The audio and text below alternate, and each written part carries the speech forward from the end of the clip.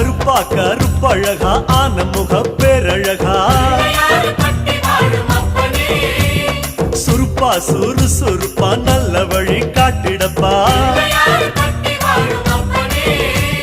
செட்டான செட்டியாரே நாட்டுக்கோட்டை பிள்ளையாரே வட்டி மேல வட்டி போட்டு வரமளிக்கும் பிள்ளையாரே கொட்ட கொடி மரமாம் கொடி வளர்ந்த அம்பலமாம் வலமாம் வலம் புரியாம் வலஞ்சொழிஞ்ச தும்பிக்கையா சப்த ரிஷி மண்டலமாம் ஐயாவும் மணிமுடியா